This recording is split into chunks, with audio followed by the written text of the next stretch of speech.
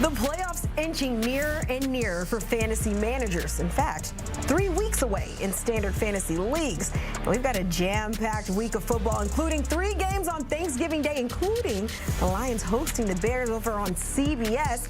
We've got a Black Friday encore featuring the defending champs in a divisional battle against the Raiders, and all 32 teams in action this week as no teams are on a bye. Plenty of action, but the big question for fantasy managers is, how do you find success down the stretch? And we are now joined by CBS Sports fantasy columnist Heath Cummings, as many of us fantasy owners are hitting that final stretch of the season and looking to solidify spots into the playoffs. And whether it's quarterback play or maybe it could be matchup based, some managers might be looking to the waiver wire to bolster their rosters heading into a jam-packed Week 13, as we just saw. So, Heath, who could be a top quarterback target to claim this week?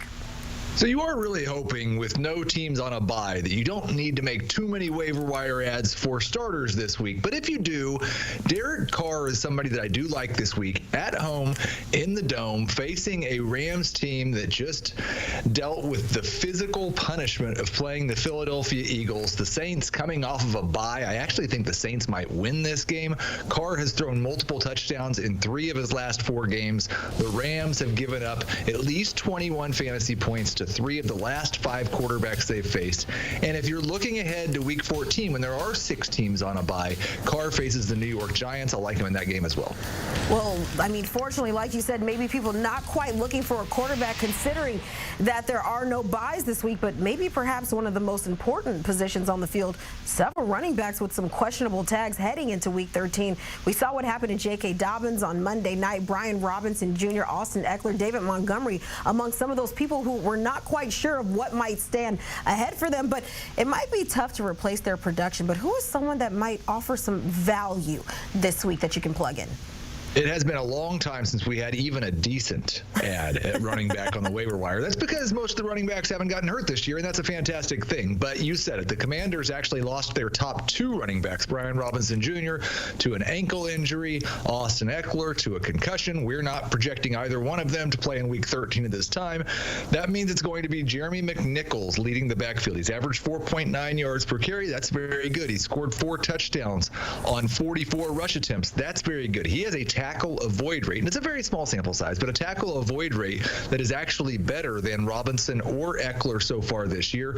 They've thrown 17% of their passes to their running backs. If McNichols gets even half of those and say 10 to 15 carries, we like him as a borderline number 2 running back. A lot of people are going to gravitate towards Gus Edwards because J.K. Dobbins is out. Edwards has been one of the worst runners in the NFL so far this season. So as long as Brian Robinson Jr. and Austin Eckler are both out, Jeremy McNichols, the top running back to add. You talk about Gus Edwards, he might already be gone in several leagues, but looking at Jeremy McNichols, we've already seen him somewhat in the mix over there in Washington, and certainly in line to potentially see more production there. But I want to move on to that wide receiver position. We've seen some guys maybe slip in production as of late. We do have a few injuries coming off last week.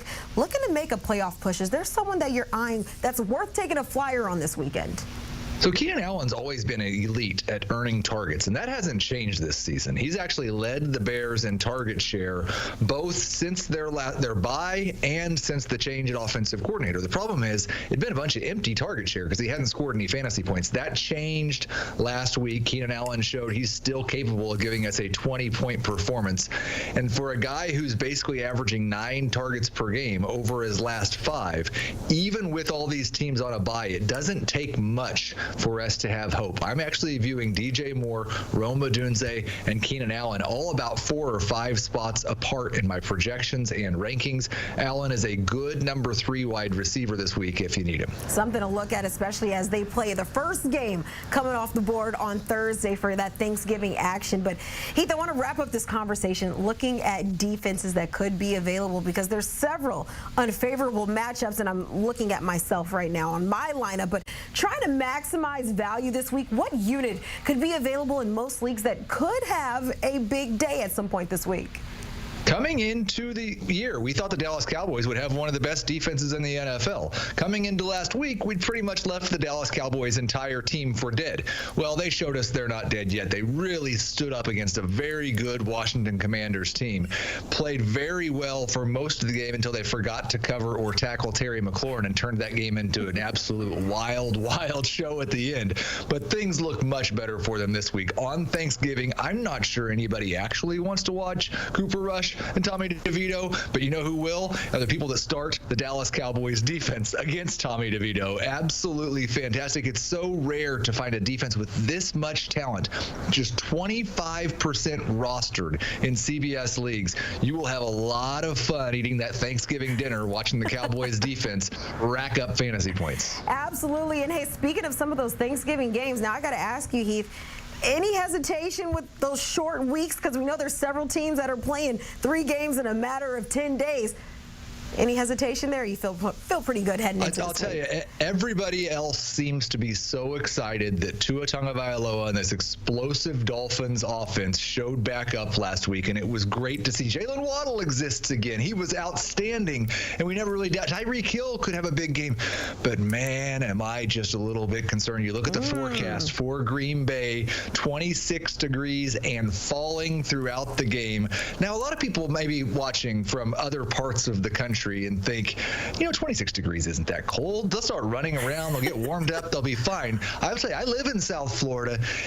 People were wearing full-blown winter outfits when it dipped below 60. Tua's going to feel that cold on Thursday night. I'm a little bit worried about the Dolphins. I have to agree with that. I'm a California kid, so anytime the weather dips below 60, I'm in a full parka. And nonetheless, thinking about what you just said about those Dolphins, 11 straight losses in games that are below 40 degrees, and you just gave us the weather right there, so something worth keeping an eye on. Heath, as always, thanks for the great insight.